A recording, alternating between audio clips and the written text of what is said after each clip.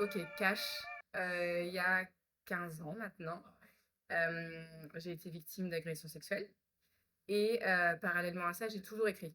Voilà, vraiment littéralement depuis que j'ai 6 ans, depuis que j'ai enfin, depuis que j'ai appris à écrire, j'écris et hem une fois que ça m'est arrivé, j'avais 20 ans, j'ai arrêté d'écrire et d'écrire pour moi, il y avait pas de prétention de travail, rien du tout. C'était vraiment, voilà, l'écriture, c'était un exutoire, c'était une passion, c'était, voilà, viscéral et j'ai arrêté d'écrire et à mes 24 ans, j'ai repris l'écriture pour, écrire pour moi, encore une fois, ce qui s'était passé et j'avais envie de parler à plus que moi et du coup, je me suis dit, quelle est la meilleure façon de parler à moi et d'autres petits moi qui ont vécu la même chose, c'était de faire un film. Sauf que je ne savais pas du tout comment on faisait un film. J'ai pas fait d'école de cinéma, j'étais pas forcément une passionnée de cinéma, enfin et donc avec une production, bah, on s'est dit: «OK, elles avaient envie de produire, moi j'avais envie de faire un film». Tous les deux on commençait et on s'est dit: «Bon, bah, voilà, on va faire ce cours», sauf qu'on n'a pas eu d'argent, donc c'était 3 000 €, 3 jours et j'ai appris littéralement à faire un court métrage, enfin à faire un film en faisant mon propre film. Et il y a eu une magie qui s'est opérée, il s'est retrouvé à la quinzaine des réalisateurs, dans une soixantaine de festivals partout dans le monde et cetera et là, je me suis dit: «Waouh, mais un film, ça peut être hyper impactant, ça peut ouais, ça peut éveiller, ça peut aider» et je dis ça parce qu'à la fin des projections, on venait me voir et il y avait des filles qui me disaient: «Merci, merci d'avoir parlé de ça» et cetera et je me suis dit: «J'ai encore envie de faire ce métier, mais j'ai plus envie de parler de ça». Hem, et j'avais envie de parler de la double culture parce que c'est un sujet qui me parce qu'en fait, je suis encore en quête identitaire. Je suis née d'un papa marocain, d'une mère française et j'ai l'impression qu'on a constamment, nous binationaux, un peu, pardon, mais le cul entre 2 chaises. On est à soit trop l'un, soit pas assez l'autre, enfin et je voulais vraiment parler de ce sujet et donc je me suis dit: «OK, je vais écrire sur ça». Sauf que très, très, très vite, je me suis aperçue que j'avais encore envie d'écrire sur les femmes, sur ce qu'on vivait, sur ces combats de voilà et du coup, je me suis dit: «Comment allier les 2 sujets?» Et donc je me suis dit: «Ben, voilà». Enfin, c'est comme ça en tout cas qu'est née l'histoire d'H&M Pussy. C'est que je voulais parler de la quête identitaire, de cette dualité quand on vit entre 2 mondes, de voilà, 2 origines et le consentement, ces femmes qui se font agresser et j'ai essayé de faire ça, un petit cocktail et voilà. Donc ce film, j'ai mis 10 ans à le faire, quasiment. Donc c'est 10 ans de ma vie, 10 ans de sacrifices, de concessions, de compromis, 10 ans à espérer et à chuter et à pleurer et à abandonner et à rebondir. Non, je bref, en fait, ça a été très compliqué parce que, déjà, c'est compliqué de faire un film, c'est compliqué de enfin, c'est un milieu qui est hyper dur. J'ai pas fait d'école, donc forcément, quand on ne fait pas d'école, bah, mine de rien, j'ai pas des réflexes qui m'ont permis peut-être d'écrire plus vite aussi. Enfin, faut que je sois honnête avec moi-même. Hem et puis voilà et puis il faut convaincre. En fait, il faut toujours convaincre quelqu'un, mais toujours. On passe notre vie à devoir convaincre et à réécrire. Il faut pas se perdre entre, le fait qu'est-ce qu'on a vraiment envie de raconter, qu'est-ce que les gens supposés qui veulent nous passer de l'argent ont envie qu'on raconte pour nous donner de l'argent, bref. Donc ça a été très long, très compliqué et il y a quelque chose qui m'a toujours un peu, révoltée et c'est que j'ai été souvent heurtée, au fait qu'on finançait pas le film, enfin qu'on nous aidait pas financièrement parce que, selon beaucoup de personnes, porter, un film sur un élément déclencheur qui est un simple bisou forcé, je les cite, c'était pas assez grave. C'était pas une agression et c'était j'avais droit à: «Ça va, c'est juste un bisou, c'est pas assez, il faut que dès le début, il y ait eye cash et tout». J'étais là: «Mais non, c'est une agression, c'est une agression, c'est grave» et puis même si il l'avait juste enfermé dans la salle de bain avec lui, c'était déjà une agression, en fait, c'était déjà trop. Et donc c'est vrai que c'était quelque chose que j'ai passé du temps à essayer de convaincre, pour montrer que si c'est une agression et en fait, il y avait un côté qui me démotivait, enfin, parce que je me suis dit ça me démotivait en dans le sens où déjà pour faire ce film, j'en pouvais plus et ça me démotivait de la société, en fait. J'étais là: «Mais mon Dieu, on vit encore dans cette société» il y a des moments où j'en sortais vraiment abattue mais c'est à la fois aussi ce qui m'a donné les armes de continuer en me disant: «Bah, vous savez quoi? Je vais créer un film sur un simple bisou et je vais vous montrer que c'est grave et c'était mon challenge. Alors, quand j'ai donc, commencé à écrire l'histoire de H&M Pussy, j'ai tout de suite voulu un trio parce que, déjà moi dans l'enfance, je faisais partie d'un trio et je trouve que c'est toujours un chiffre un peu bâtard où il y en a toujours une.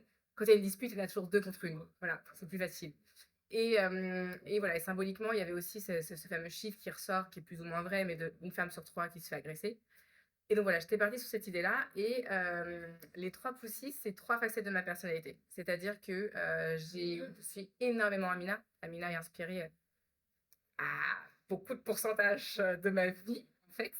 Mais j'ai aussi beaucoup de Zineb, ce côté, bah, le côté victime, le côté un peu naïf, un peu doux, un peu on n'ose pas faire les choses, on s'excuse presque d'être là. Et j'ai ce côté un peu de Djeneba, là où l'injustice m'irrite en fait et m'énerve et où j'ai des combats perso, des certaines priorités, ou voilà. Et donc j'ai créé ces personnages parce que voilà, c'est trois différents moi. Voilà. Et, euh, et après, voilà, je me suis dit que c'était la meilleure façon de parler de ce sujet, parce qu'elles ont toutes une problématique, en fait, qui est liée au sujet, mais elles ont toutes une problématique, tout un combat, toute une priorité différente. Et donc voilà, le plus dur, ça a été de créer le personnage de Zacharia, parce que en tant que victime, j'avais pas envie au tout début, mon instinct primaire ne voulait pas qu'on puisse s'attacher une once à ce personnage. Mais je me suis très vite dit que on est tous plein de contradictions, on est tous plein d'ambiguïtés, la vie est très complexe et on n'est pas tout blanc ou tout noir. Et donc je devais jouer le jeu aussi pour le personnage de Zacharia. Donc voilà, donc ça a été lui le plus dur à écrire, mais finalement j'y ai mis toute ma sincérité aussi quand je l'ai écrit. Et pour voilà, ces quatre personnages hyper importants du film, j'ai travaillé différemment avec chacun des comédiens. Parce qu'il fallait savoir, eux, déjà, comment ils ressentaient ce personnage, comment ils s'en sentaient proches, plus ou moins proches d'ailleurs, euh, leur parler vraiment des enjeux, et surtout pour par exemple, le personnage de Zineb, interprété par Salma Takalin, ou Zakaria, interprété par Oscar Alafian, c'était justement ce lien qui les unissait au sujet. Oscar, j'avais pas du tout envie qu'il puisse mal vivre l'après-film, c'est-à-dire que voilà, qu'il joue quand même un rôle qui est extrêmement dur et il l'a joué merveilleusement bien. Et c'est pas facile, hein. Au casting, il y a plein de gamins qui se sont désistés parce qu'ils voulaient pas finalement, pour le poids de la famille, ou même eux, enfin voilà, interpréter un rôle comme ça. Donc fallait bien lui parler, lui dire qu'il fait ça pour justement une belle cause, en fait, et qu'il défend à travers un personnage comme ça quelque chose d'important. Et Salma, moi, j'avais qu'une hantise, c'était elle aussi qui, par exemple, qui faisait des scènes qui, sur le moment ou 3 mois après, elle repense à ce tournage et elle vise mal, elle en fait des cauchemars, elle n'arrive pas à dissocier du personnage. Enfin, c'était j'étais terrifiée que ça pouvait arriver. Donc, je leur ai dit à tous les deux, mais à tous en général, on se force pas sur ce tournage, en fait. Je vais pas faire subir à mes comédiens ce que je dénonce dans le film. Donc, tout le monde sera consentant de tout. Vous me dites les choses, si vous ne le sentez pas, on ne le fait pas. Il n'y a rien de grave, on fait juste un film, ok? Et, et du coup, il s'est avéré qu'elle a pris cette option parce qu'il y a des scènes qu'elle a pu voulu faire. Donc, on a dû, pendant le tournage, modifier la scène pour que j'ai quand même ce que je veux. Et en montage, il a fallu aussi recréer la scène. Je pense aux deux scènes majeures, sans spoiler.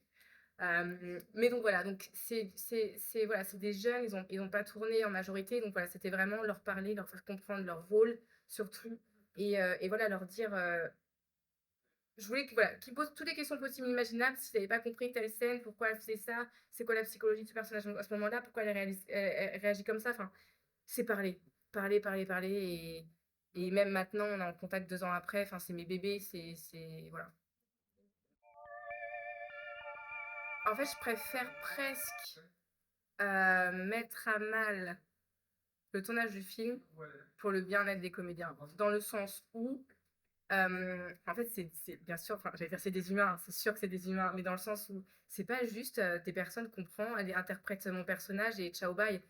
Déjà, ils sont là pour composer, pour ramener quelque chose de personnel. Et à partir du moment où ils s'impliquent dans un personnage, il y a du personnel, donc ça en fait plus qu'un juste comédien qu'on prend le temps d'un tournage. C'est pour ça que bon, l'avant est très important et l'après aussi. C'est pas j'ai fini mon tournage, ciao bye, même avec les techniciens de film. Non, on est une équipe.